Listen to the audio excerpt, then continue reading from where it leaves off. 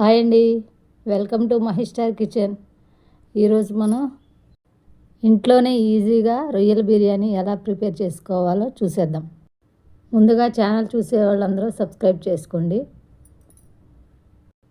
ఇప్పుడు 1/2 kg రొయ్యలను శుభ్రం చేసుకొని ఇలా ఒక గిన్నెలోకి తీసుకోవాలి. రొయ్యలను మ్యారినేషన్ చేసుకుందాం. 1/2 టీ స్పూన్ పసుపు, 1 టీ స్పూన్ ఉప్పు, 1½ స్పూన్ కారం కూడా వేసుకోవాలి. 1 స్పూన్ ధనియాల పొడి వేసుకోవాలి. అందులోనే సన్నగా తరిగిన పుదీనా, కొత్తిమీర కూడా వేసుకోవాలి.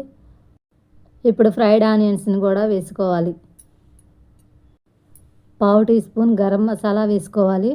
1/2 టీ స్పూన్ బిర్యానీ మసాలా కూడా వేసుకోవాలి. 1 స్పూను అల్లం వెల్లుల్లి పేస్టు, 3/4 కప్పు వరకు పెరుగు కూడా వేసుకోవాలి. ఇప్పుడు అందులోనే అరచెక్క నిమ్మరసం పిండుకొని బాగా మొత్తం కలిసేలాగా వీడియోలో చూపించిన విధంగా ఇలా కలుపుకోవాలి.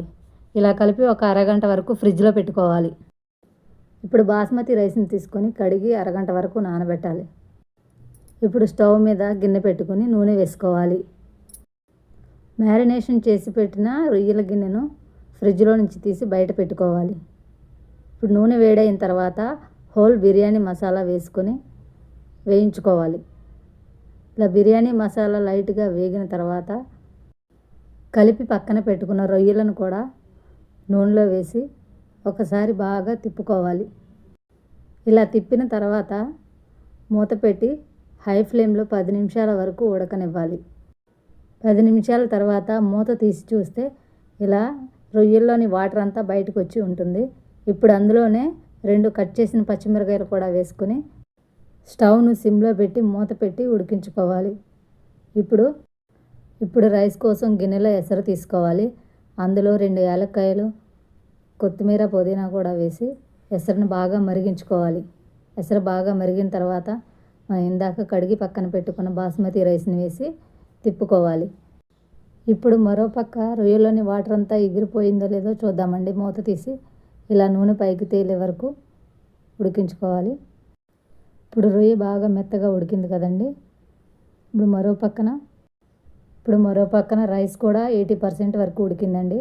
ఆ రైస్ని గరిటెతో తీసుకొని ఈ రొయ్యల మీద అంతా స్ప్రెడ్ చేసుకోవాలి. ఇలా మొత్తం స్ప్రెడ్ చేసుకున్న తర్వాత వేయించిన ఉల్లిపాయ ముక్కలు, పుదీనా, కొత్తిమీర, 1 స్పూన్ నెయ్యి కూడా వేసి మూత పెట్టుకొని ఒక 10 నిమిషాల వరకు మగ్గించుకోవాలండి. ఈ బిర్యానీ టేస్ట్ అయితే చాలా బాగా వచ్చిందండి. మీరు కూడా ఒకసారి ట్రై చేయండి. ఇప్పుడు ఒక 10 నిమిషాల తర్వాత మూత తీసి చూస్తే రైస్ అంతా ఇలా మగ్గిపోయి ఉంటుంది. ఇప్పుడు స్టవ్ ఆఫ్ చేసి సర్వింగ్ ప్లేట్లోకి తీసుకుంటే వేడి రొయ్యల బిర్యానీ రెడీ అండి. ఈ బిర్యానీ చికెన్తో అయినా, మటన్తో అయినా, రైతాతో అయినా చాలా బాగుంటుందండి. మీరు కూడా ఒకసారి ట్రై చేయండి. ఈ వీడియో మీకు నచ్చినట్లయితే లైక్ చేయండి, సబ్స్క్రైబ్ చేయండి, కామెంట్ చేయండి, షేర్ చేయండి. Thank you all.